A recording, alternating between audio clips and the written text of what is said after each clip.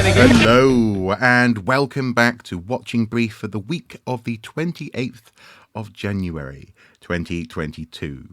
I suppose we're recording at the beginning of February, so this feels more like a February Watching Brief than a January one, but nonetheless, I am joined by my co-host, Mr. Andy Come Brockman. on, Mark. We're archaeologists. We're allowed a bit of flexibility on dates. Well, indeed, they haven't been the calibration hasn't been performed on this particular set of results, so Absolutely. I need to go and consult error. my bristlecone. I need to go and consult my bristlecone pine. Absolutely. But regardless of our margin for error, we have our ongoing watching brief that this week encompasses a couple of stories that we think are important, that are worthwhile looking at, including some print-offable PDF type things. I've printed off this document here, evidence, my lord. And also, as well, we also want to highlight right at the beginning of this week's episode that this week's link of the week, and I suppose of the month, I guess, to a certain extent, or rather pointing to this month, is for the LGBT plus History Month. We've linked to the .co.uk website for that, but I do believe that events are happening all over the country, and that's also well worth checking out. So lots to look at, lots down below, loads of links. Do check them out. But we're going to begin, I suppose, with the not so much with the crisis that we pointed to in this video's title, but rather with I don't know, is it a brewing crisis possibly in the portable antiquity scheme? I don't think it's a brewing crisis. I think it's a, if you like, a canary down the coal mine of UK or English in particular metal detecting, English and Welsh metal detecting. It's an article that has been published in the latest edition of The Searcher magazine, which is a metal detecting magazine, authored by Professor Michael Lewis, who's the head of the Portable Antiquities Scheme, who's based at the British Museum. And again, our regular viewer will remember that the Portable Antiquities Scheme is the voluntary scheme whereby any member of the public, but it's mostly metal detectorists, can report archaeological finds to what's called a finds liaison officer, who are regionally based. And it can be entered onto a national database, which is then accessible to the public. And if you make an application, the more detailed information is available to bona fide researchers. Yeah. So it's a really important research tool, but it's also controversial, partly because it is only voluntary. There's no compulsion on anyone to record any archaeological find that they come across, unless it's treasure under the Treasure Act, in which case it's an offence not to report it. But also some archaeologists argue that it is too permissive in terms of letting metal detectorists off the hook in terms of either not reporting or not reporting in detail, and almost sort of encouraging metal detecting as an acceptable way of recovering historic archaeological finds. Some archaeologists argue that it shouldn't be recovered like that by members of the public.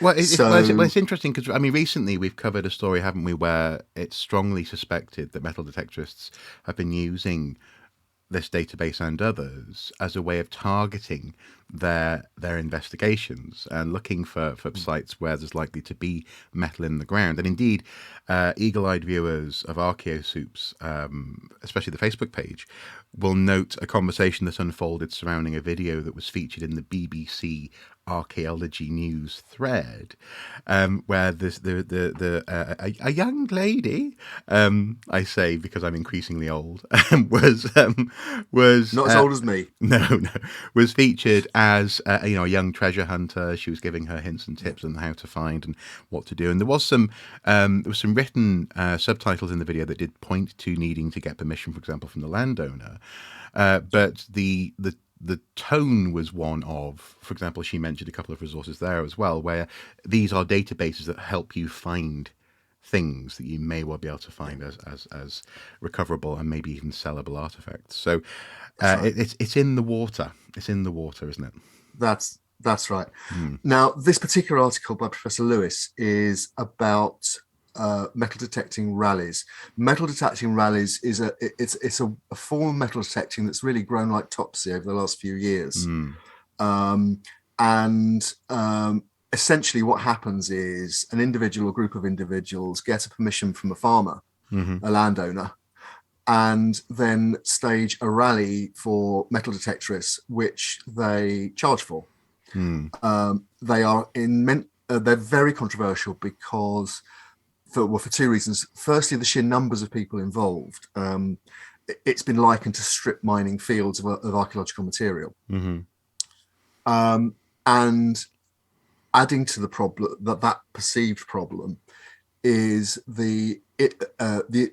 and as Professor Lewis points out in the article, that sheer number of people recovering potentially a lot of finds in the course of one day even would completely overwhelm the ability of a local finds liaison officer to upload the information to the database, even if it was all recorded. Yeah, well, and were this a crop, this would be akin to a work gang, That's right. Going through the field and getting what they can, having to process it in bulk in that sense, what was recovered. So, yeah, it's potentially an awful lot of work for the local FLO. Exactly. And potentially a lot of archaeological material that doesn't get either fully recorded or worse, isn't recorded at all. Yeah.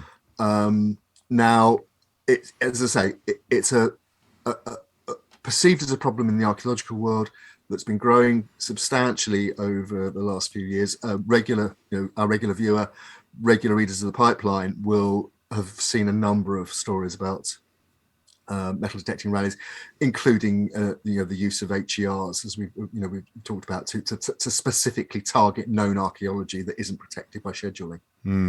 So what Professor Lewis is doing in this article, and I say it's in the Searcher magazine, which is perhaps it's one of the probably two mainstream metal detecting magazines, but of the two, the other one being Treasure Hunter. The Searcher is probably the more traditional, perhaps slightly more conservative, small C in terms of the hobby.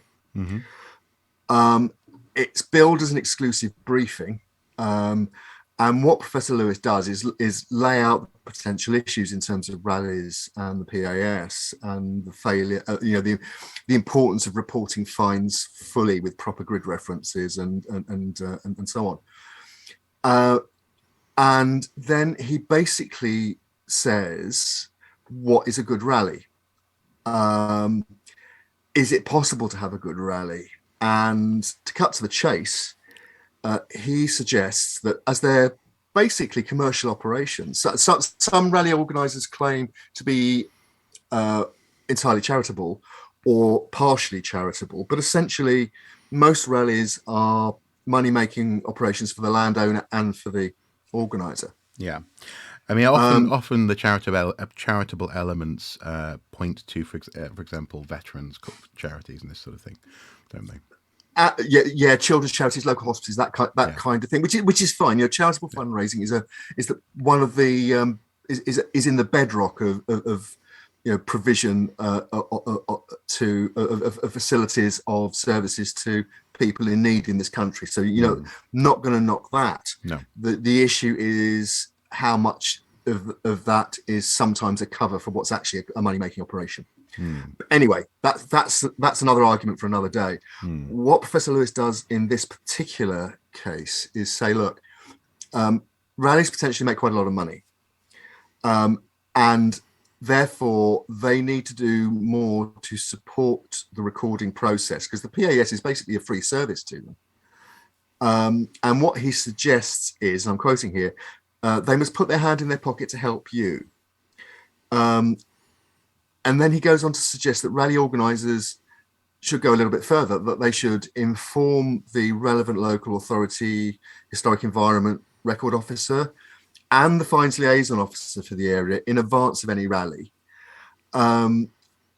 with the expectation that, assuming their workload allows, they can offer, first of all, advice on best practice, which might mean actually avoid that site because it's too sensitive. He doesn't say so, but that's one of the implications there. And also advise on finds recording systems. And then he says, and this is one of the most serious suggestions. He suggests that rally organisers should employ suitably qualified archaeologists to advise on best practice, including fines recording, legal aspects related to fines, and the archaeological assessment of in situ fines on the day. And a suitably experienced and qualified fines team to triage fines and identify items that should be reported as treasure and or recorded on the PAS database. And then again, use suitably qualified and experienced fines experts to do the recording on the PAS database. So it's basically a way of trying to increase the amount of material that's recorded and uploaded to the PAS database, and putting the onus on the rally organisers to organise that, and above all, to pay for it. Now, this is where it starts to get interesting, because this is asking for basically an honour system. It would be purely voluntary. There is currently no legal requirement for, as I said, for fines to be recorded unless they're treasure fines. So you can see where the problem lies here, can't you? Yeah. I'm trying not to be cynical. How does the author have any mode by which they might speculate on the affordability of such measures for such events?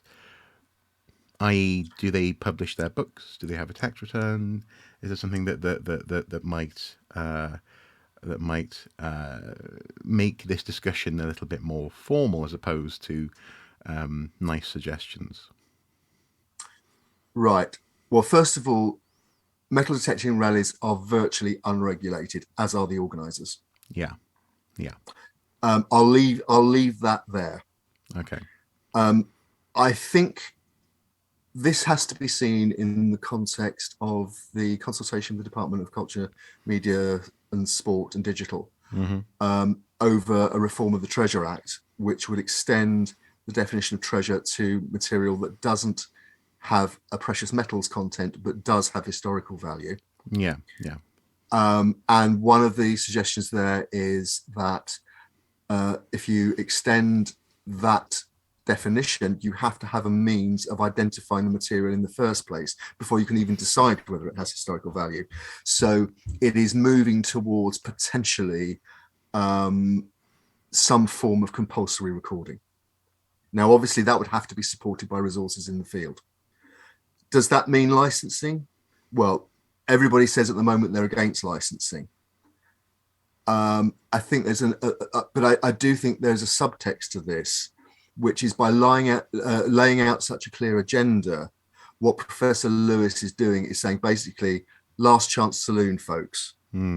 Either you self-regulate and mitigate the environmental damage that arguably you are doing to the historic environment, or we will regulate you ourselves. And we know also that the Future Rally was part of the consultation with the Department for Digital, Culture, Media and Sport.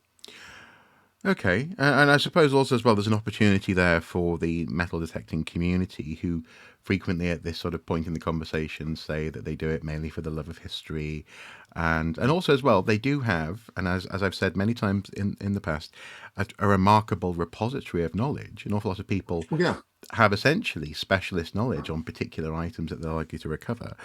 That this is an opportunity for them to show their love, as it were, and to deploy that expertise and sort the house out before the house needs to be sorted for them.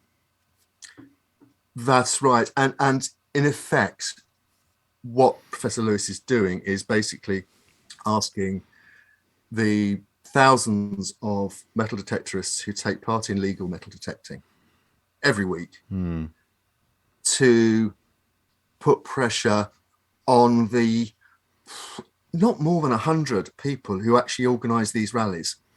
In fact, it's probably less than that. Much less than that. And basically say, what you're doing now isn't acceptable going forward. It's not sustainable going forward. We need to reform ourselves, or we will be reformed. I know you said that we would leave it there just before, but I'm just going to push just a little bit more on the economic side of things. My understanding is that payment tends to be in cash on the day. Would part of these potential restructuring endeavours involve transparent bookkeeping, potentially, hypothetically, That where is it's an not issue already for the case? Yeah, that's an issue for the authorities, like in particularly Her Majesty's Revenue and Customs, the taxman. yeah, yeah. Okay, okay. Okay, well, as you said, this is something. This is one of the things that we're talking about this week that we're going to be returning to again in the future. I did I, Undoubtedly. I did double check, folks, before we recorded that we don't. It feels sometimes as though we often talk about metal detecting, but actually, if you look at our watching briefs, it's not as often as it sometimes feels. So we will return to this subject, but hopefully not, as it were, next week necessarily. I But think well, actually, yeah, Mark, that's a good point. And people have said we're anti-metal detectorists, and that accusation has certainly been laid against me in the past. yeah. And I say, I'm not. As it stands in the UK at the moment, or in most of the UK at the moment, metal detecting is perfectly legal if it's undertaken with permission and so on. Uh-huh. And many metal detectorists cooperate with archaeologists, so it's not an issue of good and evil. No. It is an issue of, if you like, I think, social responsibility. And we cover metal detecting stories. I certainly cover metal detecting stories when I think there's a public interest. I don't just do a metal detecting story for the sake of it. I talk about the issue when I think it's relevant, when I think people will be interested, and when I think it's something people need to make their minds up about. Yeah, absolutely. And in that sense, there are archaeologists out there who make this their specialist subject. But we try to, as you say, comment on it when there's public interest. Moving on to our second portion. In this instance, the paper that I hinted at earlier, which was titled "Crisis: What Crisis? Archaeology Under Pressure in the United Kingdom." This is written by Paul Belford of the Clwyd-Powys Archaeological Trust. And many other things. He's had a long and distinguished career in archaeology. He's been a board member of the Chartered CIFA, Institute for yeah. Archaeologists. Yeah, he's currently the chair of the Black Country Living History Museum in the West Midlands, a place I know really well. It's absolutely fantastic site. Anyone who's ever in the area of Dudley in the West Midlands, do visit the Black Country Museum. Yeah, and also chair of the EAA Urban Archaeology Community as well. Absolutely, the European Association for Archaeology, isn't it? Or the European Archaeological Association. One of the I can't remember which way around that goes. Yeah, but yes, yeah. That's not how you pronounce it. It's EAA. It's not ER. But anyway, that's right. The point is, this is an archaeologist who is a venerable figure who is writing about this question of whether or not there's a crisis in UK archaeology. Now, this is a word that has become quite a hot potato in UK archaeology over the past year or so. Well, that's right. I mean, our viewer might remember when we covered the issue of whether archaeological organisations had, shall we say, cooperated with each other to draw attention away from an independent archaeological campaign, the Campaign to Save British Archaeology, Chris Whitwood's campaign. And we were told in the course of researching that certainly Dr. Neil Redfern of the CBA did not want to create the impression that archaeology was in crisis. He felt that was counterproductive for the campaign that they do. Yeah. But despite that, lots of people at academic institutions across the country have quite happily used the word crisis and the notion of an unfolding situation that has led to this paper, which is, well, as the abstract says, archaeology in the UK is facing a series of challenges which potentially threaten current systems for delivering archaeological services and training of new generations of professionals. Some of these are external problems, such as proposed changes to the planning system and the realignment of government priorities for culture and education. We've touched on these in recent watching briefs in the past year or so. Others are long-standing internal issues, like the persistently poor profitability of so-called commercial archaeology and the lack of diversity in the sector. However, the profession is unable and, in some cases, unwilling to develop long-term solutions to these challenges. These are potential opportunities to reshape professional archaeology in the UK for the better, but embedded interests make change difficult. And I would, I suppose, kick us off just by saying it's telling that this was not published in a British journal, was it, Andy? No, it was published actually, first of all, online in a German journal, in fact, a journal called Archaeologische Informationen 44. My apologies for my German there, which is non-existent. So, I could hear you geeing up for taking a run at the summit there. You're like, oh. But yes, yeah, I'm sure people will forgive us. Yeah. Yeah, basically, it's a German archaeological journal. It's been published early access, open access as well. All credit to them for that. And actually, it's been turned around quite quickly. If you look at the information date stamps, the article was received by the journal on the 3rd of November. It went through the journal's normal editing and peer review process, I would imagine, within 6 weeks, and was published on the 31st of January. Yeah. So it's we use the phrase "hot off the press" sometimes jokingly, but in archaeological terms, that's a very quick turnaround. Yeah. Well, and interesting. I suppose what I would say from a when you look at papers regularly, you'll notice certain things that haven't quite been done yet to this one. So it says, for example, that the pagination is preliminary, but also I would say that some of the justification in terms of the text is. It's not yet done, I think, or finished. There are lots of broken up words. So in that sense, it's the information has been put out as hot as possible. If anything, it's a little bit underbaked in terms of the icing maybe on the cake. If that makes sense. But I think the content is there. To take that analogy, yeah, the ingredients in the cake are nourishing and somewhat crunchy. Yes. To be a bit more, let's put that away. Let's put the cake away. Yeah. Okay, on you go. Yes, in effect, this discussion was actually ambushed by cake. Yeah, it shouldn't have been.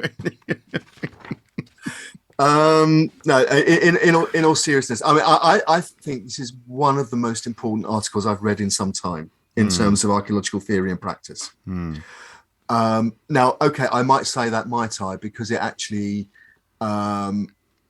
is someone independent of the work that we've done and the discussions that we've had, picking up on many of the same issues. Yes. And doing it in a way that is evidence-based and lucidly written.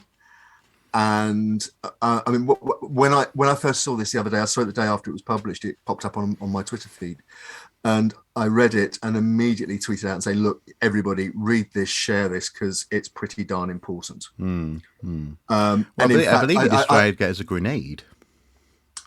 I did, and I did that very deliberately. Because it's a grenade that's sort of been thrown into the middle of the archaeological establishments. One of the things that Dr. Belford does is talk about and illustrate, actually, with graphics, what he describes as the ecosystem of UK archaeology, of English archaeology, which takes in, commercial archaeology, museum archaeology, higher education, community, and so on. And each of those areas comes in for support, but also sometimes quite stringent criticism. Yes, well, I mean, he describes quote, inherent weaknesses, for example.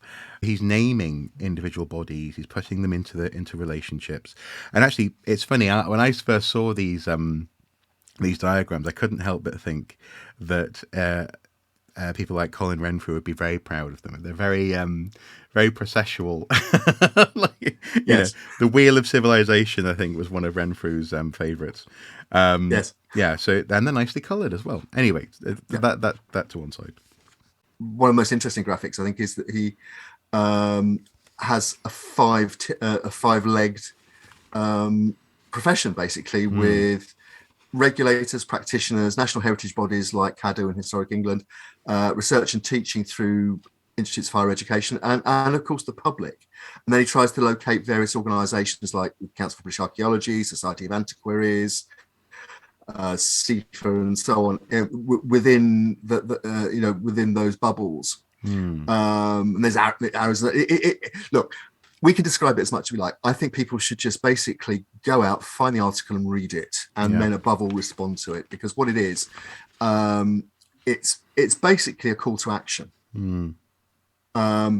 It's saying some, as I say, some quite tough things, like, for example, that in Belford's opinion, a lot of, and this is somebody who works for, runs an archaeological trust, that a lot of, for example, developer funded archaeology is of little to no value, because it's done basically to tick a box on the development on a development application, on a planning application.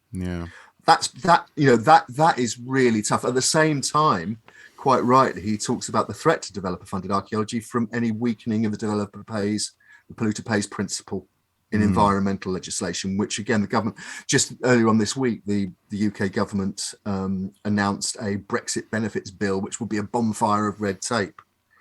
You dropped the alliteration right at red tape there. Brexit benefits bill. That'll be a bonfire of red tape. Oh, bonfire of, I don't know, what would it be? Banality at the border? There you go. Hey! Yeah. Look, I mean, that one of those Brexit benefits to some people on the libertarian right side of British politics has been to free up the market by removing legislation that requires, Boris Johnson, the current Prime Minister for now, as Attendeck said, but the current Prime Minister said was it back counting? Back counting. Or, for example, the opening of free ports, in terms of the movement of goods. It's kind of, Look, I mean, like I said, if we go to Belford's conclusion, he is absolutely clear. He says archaeology in the UK is in crisis. That won't be popular with some people, as we suggested in archaeological organisations. And then he says the first thing archaeologists need to do is recognise that this is a crisis that will affect all of us, and that individual campaigns are essentially rearguard actions to defend a system which is structurally fragmented and systemically weak. And then I think this is the sentence that really struck me more than perhaps all the others, and it is probably again one of the most controversial. And I'm not going to comment on it any further than just to read it out, because I think people need to interrogate it themselves and then think very hard about the sector they're a part of.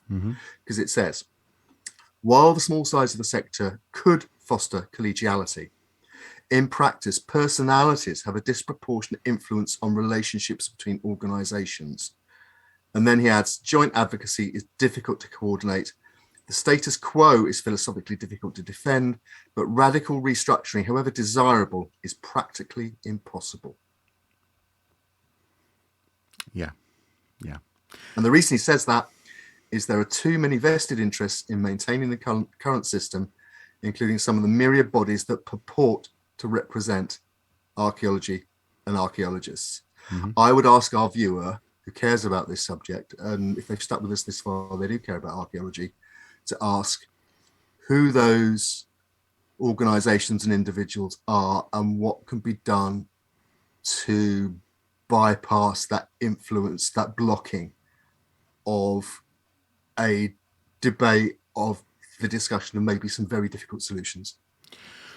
Yeah, and again, with the view to tiptoeing around that a little bit, I would add, maybe think a little bit about the democratization potentially of archaeology, and how such organizations and certain potential individuals, hypothetically speaking, may not enjoy the prospect of a broader systematic change, because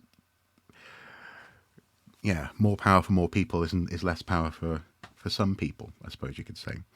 Now, interestingly as well, in the penultimate paragraph prior to the conclusion, see, that's another alliteration, penultimate paragraph. We have here a very interesting observation that, in other words, lots of archaeology is neither, I'm quoting here, neither designed to increase fundamental understanding nor to deliver meaningful use. Clearly, any work being done under such circumstances is of no public benefit and is of very limited benefit to the discipline of archaeology and archaeologists. Yes. This creates a problem. If a large proportion of the archaeological work being done in the United Kingdom, I insert, is essentially pointless, then how can it possibly be justified asking anyone, public or private, to pay for it? In the face of rising sea levels, mass extinctions, and unsustainable pressures on the National Health Service, it is difficult to articulate the value of a few different coloured bits of mud in a random field. A third option, therefore, is to use this moment as an opportunity to completely rethink archaeologists' engagement with the various systems that they occupy. Archaeologists tend to embrace the diversity of their respective ecosystems rather too much. For example, those providing archaeological planning advice to local authorities or those working for national heritage agencies identify themselves as public servants. Those working in HEIs identify themselves as academics. Those in archaeological practice tend to identify themselves as being part of the construction industry, or even an even smaller clique, I would say, of diggers, as it were, shuffle bums, some people might say. Whilst they may, I go back to the paper, may be all of these things, their primary identity should be as archaeologists. Otherwise, archaeologists risk becoming simply apologists for archaeology, rather than its protectors and visionaries. And I would say that this also, actually, this is where I stop quoting. This also probably applies to our larger heritage bodies. We've talked in the past, for example, about Historic England and whether or not they should be making value judgments on the economic benefits of certain projects, or the long-term value of certain parts of a battlefield, despite archaeological evidence, when it looks as though actually, again, there's an economic component coming into it. We should first of all be archaeologists, and then from there bring in our particular specialisms. Now, I think it's there's a lot to think about there, and I suppose are we encouraging a particular actual reading of this, or is it more a case of just read it and think, folks? Read it and think. Look, I'll finish with two thoughts. One really, I think, illustrates the problem that Belford is talking about here, and the other one is the hope that he supplies at the end. And I think we're not talking about a potential archaeological dystopia here, because there is a lot of hope in the paper, but it requires the sector to actually respond. But the first thing I'd say is that I've just received the latest copy of Private Eye magazine, the satirical magazine. I'm a subscriber, and one of the spoof articles in it is archaeologists working on the HS2 have discovered one of the biggest white elephant ever. And in fact it's HS2 itself. Now that is referencing stories about mammoths and all sorts of other things that have turned up on the HS2 sites that have been worked on by many archaeologists. It's been a huge archaeological project. But it was also highlighting how that archaeology can be used to effectively distract, in the worst cases, some would argue, greenwash controversial projects like HS2, which critics say is an environmentally destructive 1970s solution for a 21st century transport issue, if it's an issue at all. So I'm not taking sides on HS2 at the moment here. I'm just throwing that out as a and I know I've said before on watching briefs that archaeologists have to be aware of the wider political environmental world that they're working in. I think and one of the problems is being perceived as an apologist for controversial projects. And I think in that sense, what the end of the paper there and what you have said in the past come together to advocate in that sense is not being blind to the fact that like it or not, our voices and our expertise is perceived as mattering outside the little offshoots that we put ourselves into. So if archaeologists are unquestioning about, for example, I don't know, building a road through or underneath an international World Heritage Site, and Which one can you possibly be thinking about? I don't know, I don't know, and then that project is deemed to be unlawful, Yeah. then archaeologists have meandered into the realm of, again, not first of all being archaeologists, but rather first of all being part of a civic or indeed government engineering aspiration. And it's just it's a weird one whereby we both first of all have to accept the power of our perspective and the fact that people want to deploy it, therefore, to greenwash or history wash or culture wash their projects, but also maybe understand and explore somewhat our limitations. And again, just to sort of point to something that you said in the past as well, maybe therefore work with other people who have convergent interests. So we're interested in the historic environment. Maybe we should be working with people who are interested in the environment more broadly, in which that history is placed. This kind of thing. Sorry, I know I've stepped in there again. What was the second thing you wanted to say? Well, I just wanted to again just highlight what Belford says in at the very end of the article, at the very end of the conclusion. And as I say, it is hope rather than dystopia. He makes the point that if archaeologists just go through life accepting the crumbs that we're offered, it's really nice of you to allow us to dig on your development site, sir, before you send in JCB, sir. It'll always be a victim, and we're not victims. No. What he says is that archaeology is meaningful research that deploys a wide range of approaches from hard science through social sciences, arts, and humanities. And that's something, again, I think there's been too much emphasis, personally, I think there's been too much emphasis on archaeology as a science. It's not. It's better than that. It's bigger than that. It's many more things than that. And that's one of the things that, as he says earlier in the article, is that it's one of the things that's a problem. But also, it can be perceived as a problem, as opposed to something that enriches it. But he also says, and I think this is the crucial thing, and I think this is the thing, we're back to, that deeply flawed human being, Sir Mortimer Wheeler, who said archaeology is digging up people. He said archaeology is also a deeply practical human response to the need to know where we came from and where we're going. And then he concludes by saying archaeologists need to take charge of their own destiny. This is a crisis, and there is not a moment to lose if we are to safeguard the future of the profession. Yeah.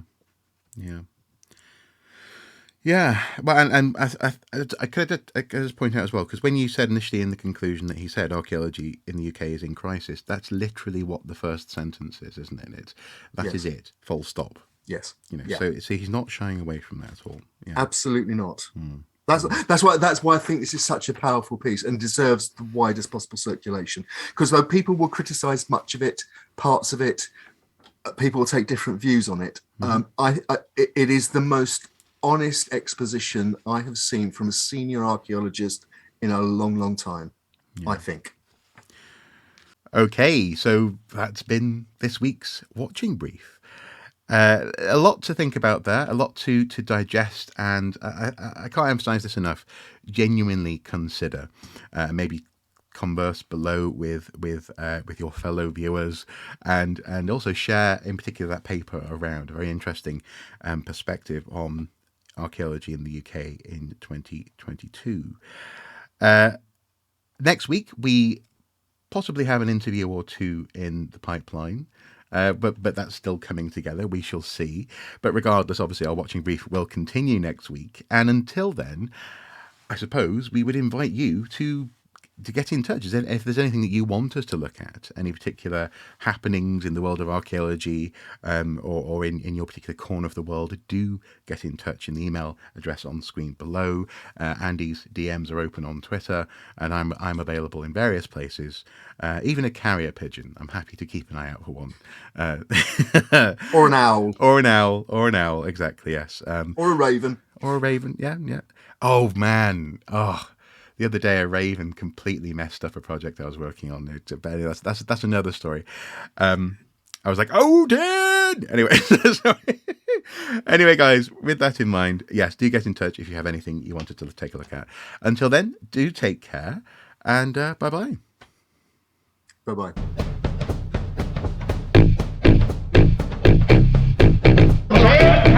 Don't panic! No, we're not panicking. We're not panicking.